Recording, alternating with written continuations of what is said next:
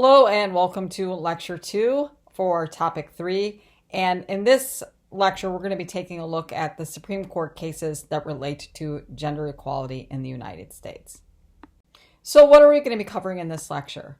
Well, we're going to look at the way gender equality had been treated by the courts prior to the mid part of the 20th century. And we're going to look at the way the concept of separate spheres and romantic paternalism really influenced the way we thought about gender equality in the United States, and in particular influenced the way the Supreme Court thought about gender equality. Then we're going to turn our sights to looking at the way that the court has dealt with gender equality since the mid part of the 20th century until today.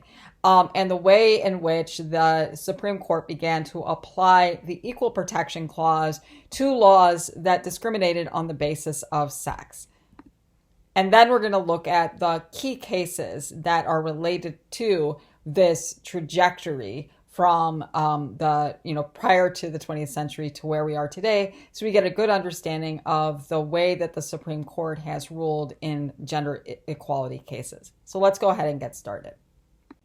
So in the last lecture, we learned about the amendments that were added to the United States Constitution following the Civil War, and one of those amendments being the 14th Amendment, and the importance of that the 14th Amendment has to understanding inequality in the United States, in particular, in this case that we're talking about gender equality.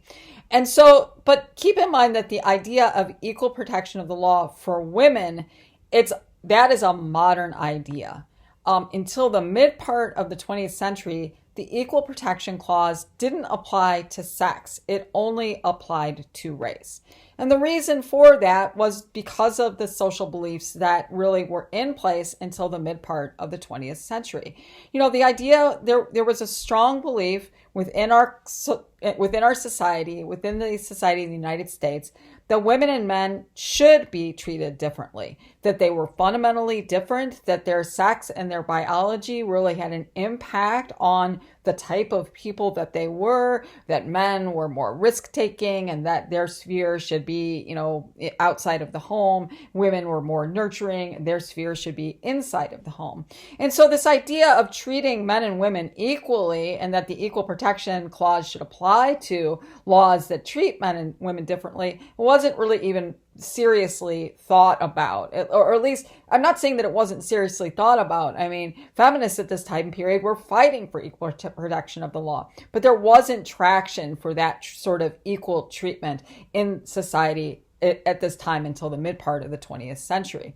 And that's, related, that is sometimes called the separate spheres doctrine, that men and women are essentially different due to their biology, and because of those differences, they should occupy separate spheres within our society.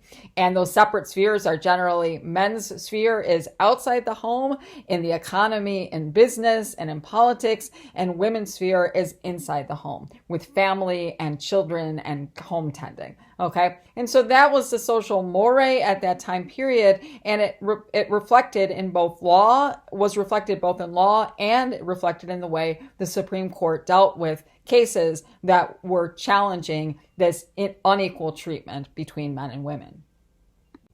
So this belief that men and women should be in separate spheres is all predicated upon this idea that women are different, that this romantic notion that women are the gentler sex, the weaker sex, and as such they need to be protected by men. Therefore, paternalism, men need to protect women. And so, this idea that because the outside the home is a harsh place, that's, women should be protected from that harsh place, and they shouldn't be allowed to go out and have a job, that women are best suited for home and family life, and that because they're also unfit for participation in political and economic life, just because politics and economics is seen as sort of rough and tumble, no place for a woman. And so as a result, that women had far fewer rights than men in the 20th century, because they were seen as sort of unfit for public life, that There were laws that were passed in states that said that women could be prohibited from voting, women could be prohibited from holding elected office, and that they couldn't serve on juries, right? Because women just don't have the capacity to engage in those sorts of tasks. Also that, they're excluded from most educational institutions in most professions. And so, women could go to certain kinds of schools, in particular those that seem to be more suited for women, like becoming a school teacher, but not a medical doctor or a lawyer. And also there were certain professions that women were seen as being unfit for, right? Being a train conductor or, working in the coal mines or, working in a bar. All of those were seen as unsuitable for women, and there were laws that basically treated women differently than men when it comes to professions, educational opportunities, and political opportunities as well. So this was the dominant viewpoint at this time period up until the mid part of the 20th century. But just because it was the dominant viewpoint within society in the United States doesn't mean that people didn't challenge it. And in fact, they did. The separate spheres doctrine of having laws that treat men and women differently and unequally, those were challenged in the courts, but they were challenged unsuccessfully. So challenges were leveled and heard by the Supreme Court, but the Supreme Court found these laws to be constitutional. The key cases that we're going to look at in more detail in a moment, but I'll put them up here, is Bradwell versus Illinois from 1873, Minor versus Happerstamp, 1875, and then Gossarit v. Cleary from 1948. Okay, so let's take a look at each of these cases and understand the kinds of laws that were being challenged and the reasons for why the Supreme Court upheld these discriminatory laws. The first case that we're going to talk about is Bradwell v. Illinois from 1873. And this is a case about whether or not women have a constitutional right to practice a particular profession, and in this case, the profession of law. And so the picture here that you see, that is the Bradwell, Myra Bradwell. And she was a really unique individual, that she was a legal scholar, that she studied the law. She wasn't able to go to law school, but her husband was also a lawyer. So underneath his teaching and his support, that she was able to study the law.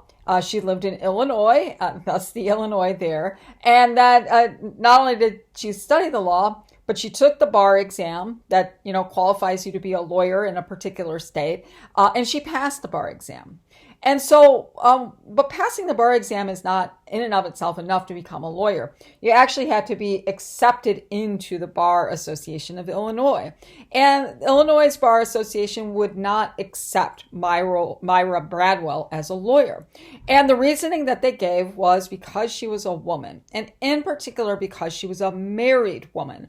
In a few weeks, we'll talk about marriage and that when it comes to marriage at this time period, that when women got married, they actually lost their legal identity. It was called the women's disability, right? That basically they moved from being a legal guardian of their dad. You'd get married, and then you'd become the legal guardian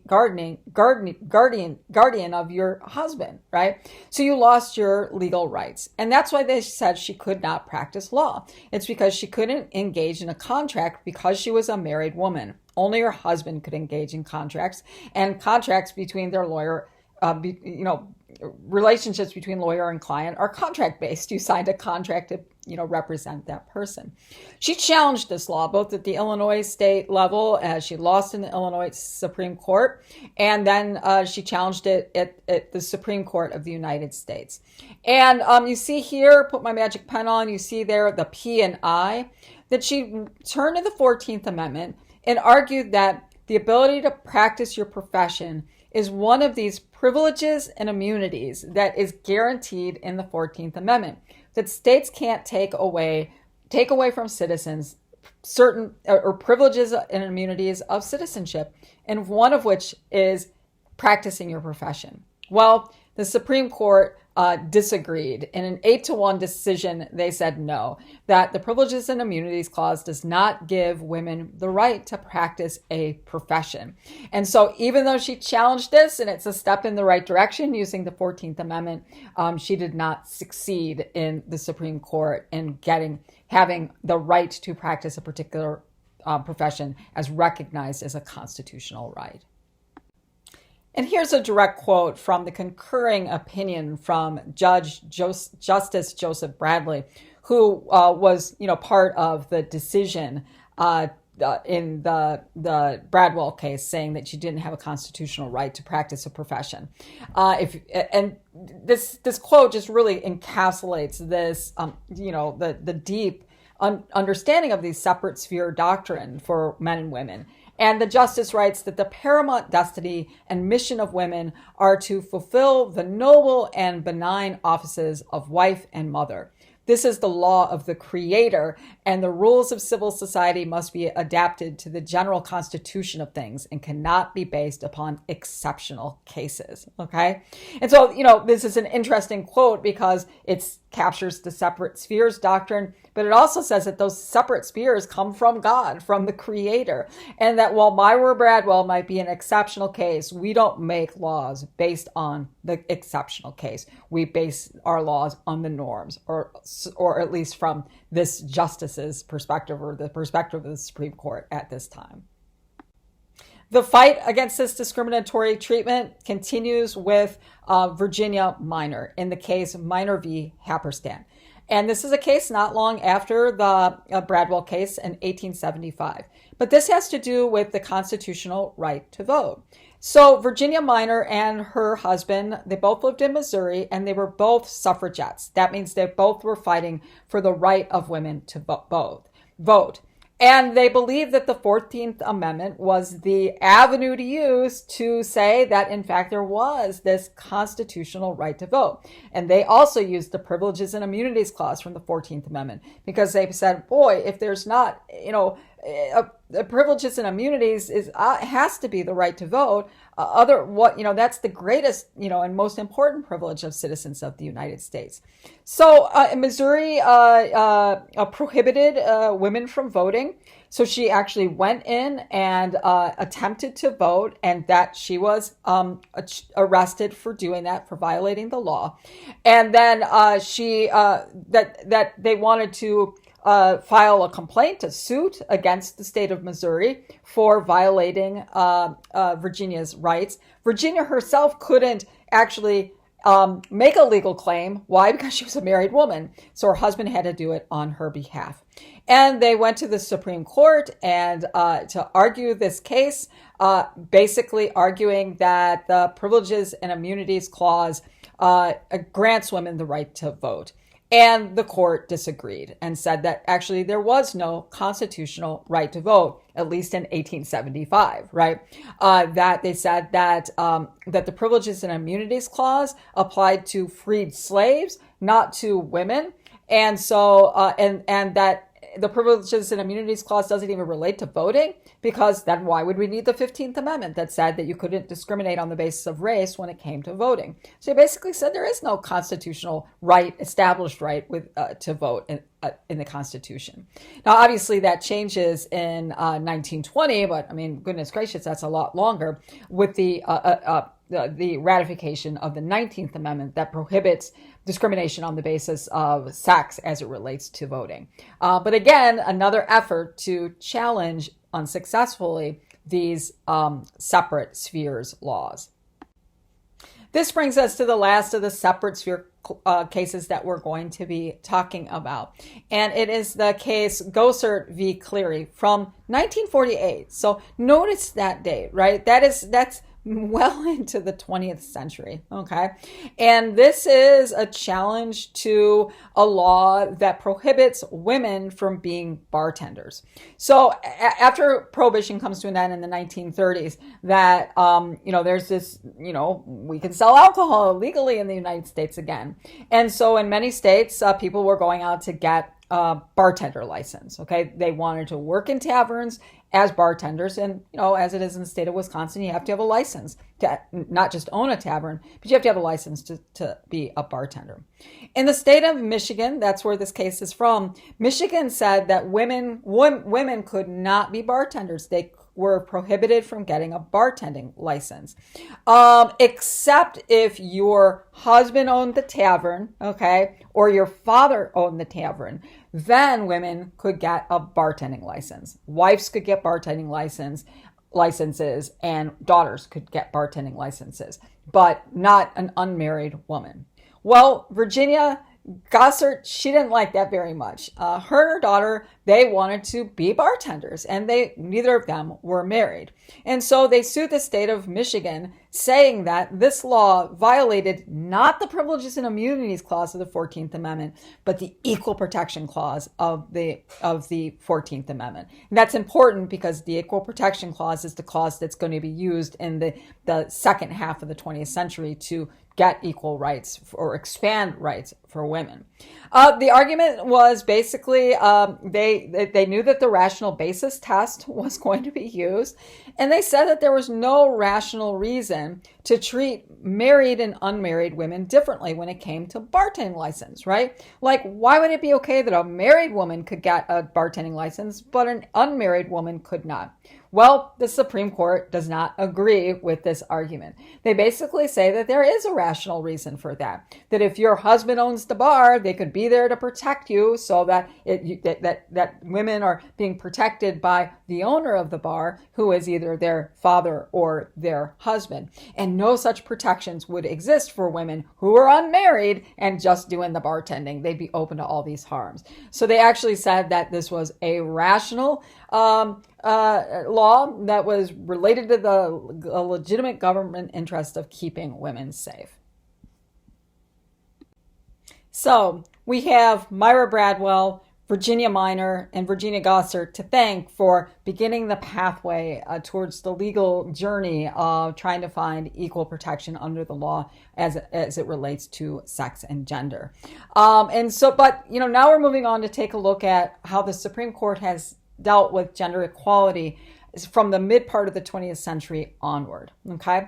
And so in the Gossert case about the women bartenders, that is the first time that the Equal Protection Clause is used to ask the question, is different treatment between men and women, does that violate the Equal Protection Clause? Remember, before that, it was the Privileges and Immunities Clause.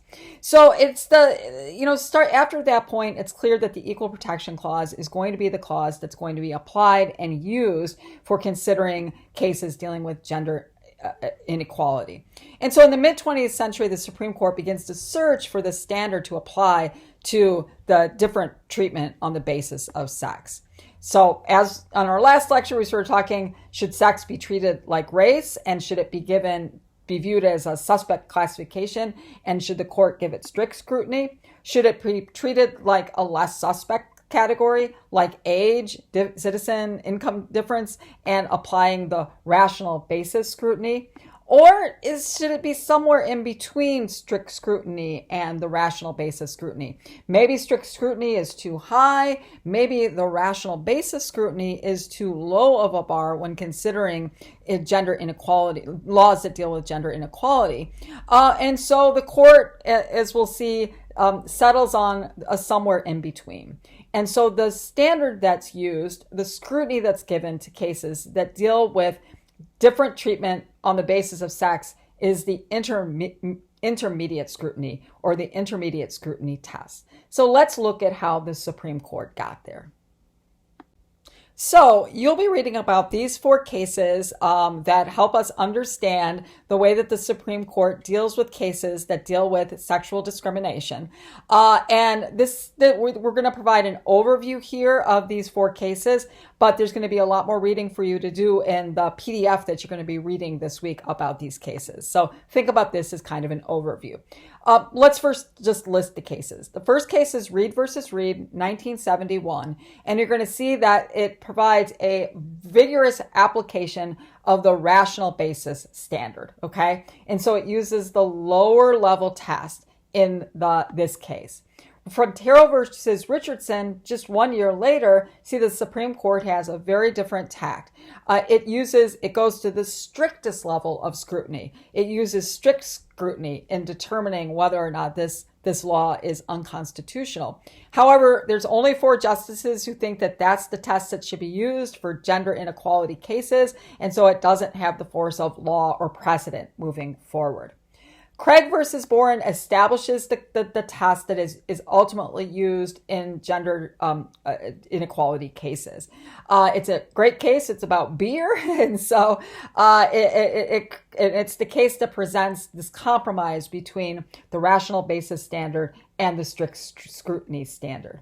And then United States versus Virginia, 1995, that is a case where the intermediate scrutiny standard is used, it's applied, and it's used in a way that comes really close to strict scrutiny. And this is the standard that is currently used by the court. So let's go in and take a brief look at each of these really cool cases. And so Reed versus Reed is a story about the Reed family. It's about Sally and Cecil Reed, who were married and adopted a son whose name is Skip. But then they divorce and Cecil moves out, and then Sally and Skip live together, and they live together until Skip is a young adult. Skip dies, unfortunately, and that he has some money that he was saving up to go to college, about $1,000, not a lot, but that they needed somebody to administrate that estate, even though it's a relatively small estate. And so Sally, since she was really close to her son, she wanted to be the administrator of her son's estate. But Cecil Reed said he wanted to be the administrator of his son's or his son's estate. They live in the state of Idaho, and the Idaho probate code says that if there's a conflict between a husband and a wife, or a father and a mother over who's going to administer the estate of their deceased son, that it goes to the male. So it defaults to the male, that the male is the preferred administrator. And the only way that the female could be the administrator is if there was no adult male to do that administration. And Sally Reed was pissed off about that, and justifiably so. Cecil Reed was not involved in his son's life. He didn't have a good relationship with his son. And she felt that she should be the administrator. And so she sued the state of Idaho, saying that the probate code specifying that males should be the first choice for administering an estate. She said that violated the Equal Protection Clause of the Constitution. And she fails at the Idaho State Supreme Court level. So she takes it to the Supreme Court and prevails. And so the question before the court is, does the Idaho probate code violate the Equal Protection Clause of the 14th Amendment? And so this is the first case where the Supreme Court finds a law like this to be unconstitutional. They say, yes, this is an unconstitutional law. It does violate the Equal Protection Clause. And why? Why did they rule that way? Well, they ruled that way because they said that Idaho had this rule on the books because it was administratively convenient, right? It's sort of like, we're not going to have a lot of disputes and back and forth between whether it's the mother or the father who should administer the state. For administrative convenience, if the father's around, the father will do it. They also said that there was a rational reason to do that because men are better with money and administering financial estates than are women. And the Supreme Court said, no, that is not, that they used a rational basis test, but they said that that's not a rational reason for this law. They said that administrative convenience is not a legitimate state interest. And furthermore, they said it was unreasonable to think that women can't be administrators of estates. Why? Because when their husbands die, they often become the administrators of estates. So this is an important case because it's the first case that basically says a law that arbitrarily treats men and women differently in this matter is unconstitutional and a violation of the Equal Protection Clause. The next case we're going to be learning about is Frontiero versus Richardson. And this is an interesting case about military benefits for women. And so in the picture is Sally Frontiero and her husband, Joseph, she's in the military, and this was before she was married, and she was in the U.S. Air Force, and she was a lieutenant. And then she decides to marry Joseph. And that in the military, when men get married, they get extra benefits. They get more of a housing allowance. They get a more vibrant dental and medical plan because they now are responsible for taking care of a spouse. So after Sally got married and she got her first post-marriage paycheck, she opened it up and she was like, where are the extra benefits? I mean, I got married. I thought I was going to get these extra benefits. And she just thought it was a mistake. Like maybe the notification of her marriage hadn't gone through. But it turns out it wasn't a mistake. That what happens is they treat men who get married differently than women who get married. When men get married, they get the extra benefits for their spouse, no questions asked. But when women get married, they have to demonstrate that that their spouse is actually financially dependent upon their wife, right? That their husband's not making any money or very little money. And that wasn't the case with Joseph. Sally made more than Joseph, her husband, but he still made enough that the military, the Air Force said he wasn't a dependent, and that's why they didn't get the benefits.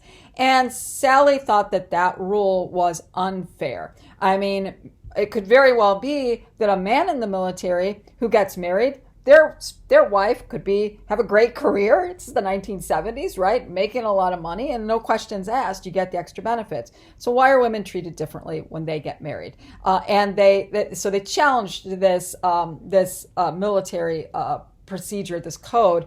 They challenged it, saying that it was unconstitutional, that this different treatment of men and women was unconstitutional, and the Supreme Court agreed. So the question before the Supreme Court was, does the federal law using these different criteria for men and women in the armed services for benefits, does it violate the due process clause of the Fifth Amendment? And so they didn't actually use the Equal Protection Clause because this dealt with a federal case, not a state case, but it's still, the same in terms of like using that due process clause here to determine the equality of or the constitutionality of this kind of law. And so the question comes to the Supreme Court, and the Supreme Court in an 8-1 decision says, yes, this is an unconstitutional law. It violates the due process clause. And if this were at the state level, it would violate the Equal Protection Clause of the 14th Amendment.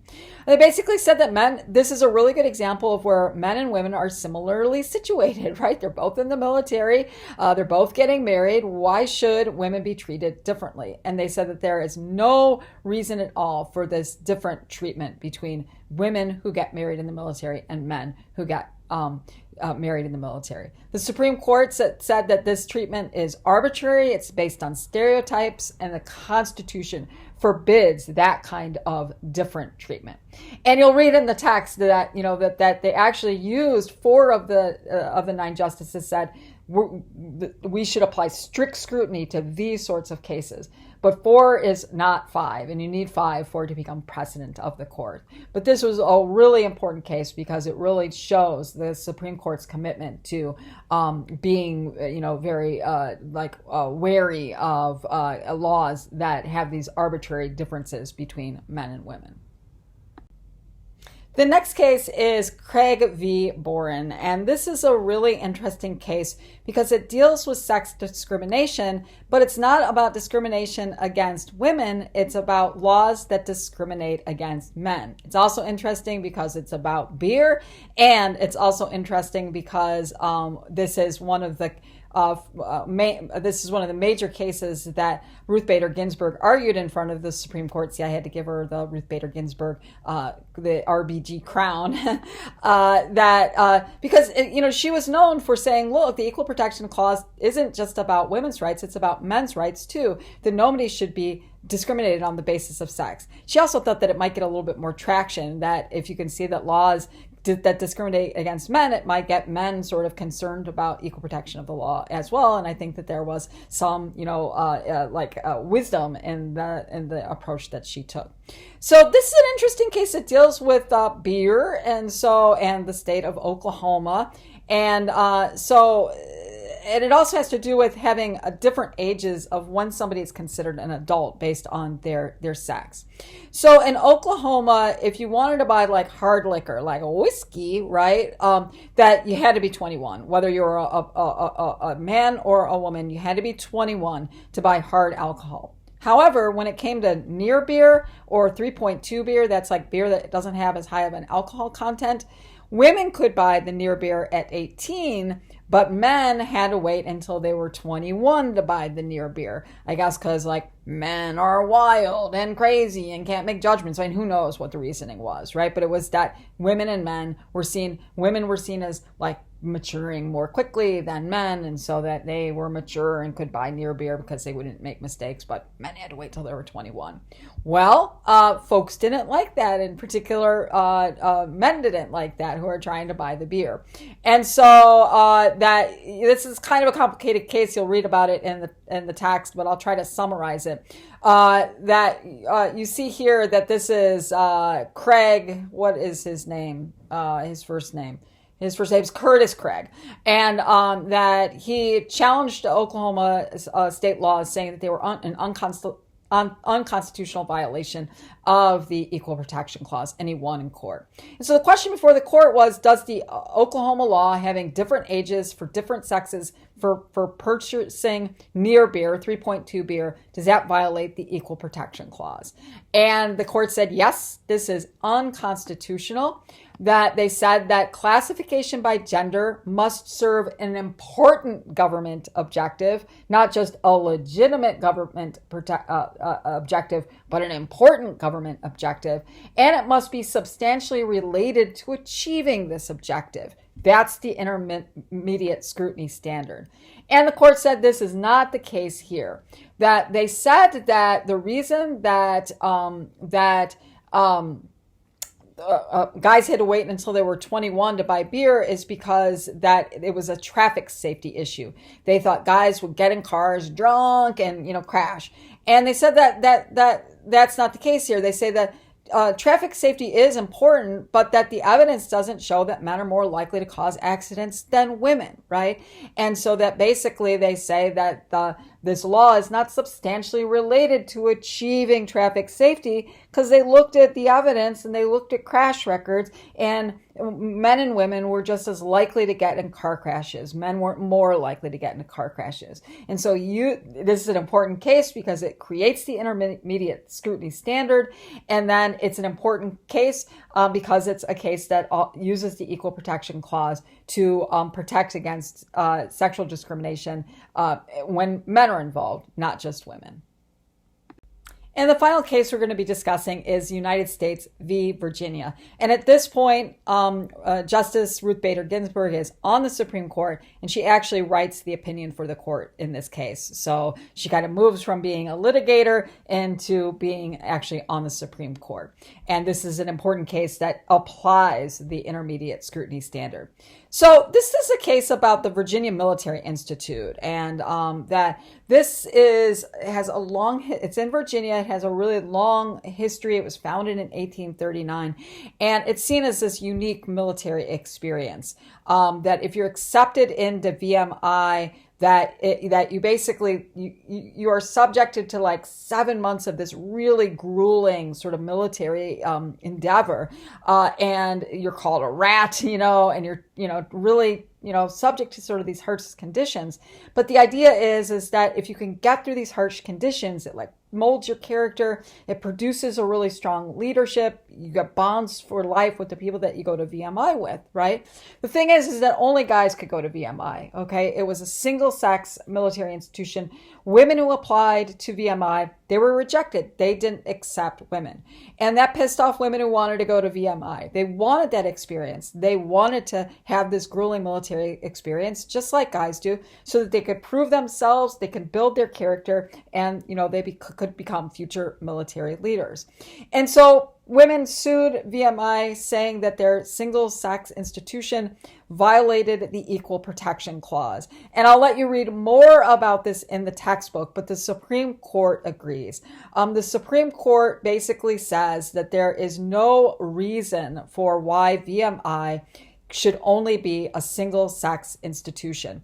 That they basically say that the government, the Virginia government, failed to show that there was this exceedingly persuasive justification for not allowing women into to the VMI.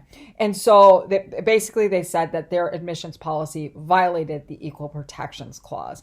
And so after this ruling, women were allowed into the Virginia Military Institute, and the world didn't come to an end. In fact, some of the, the best and the brightest leaders for VMI are now women.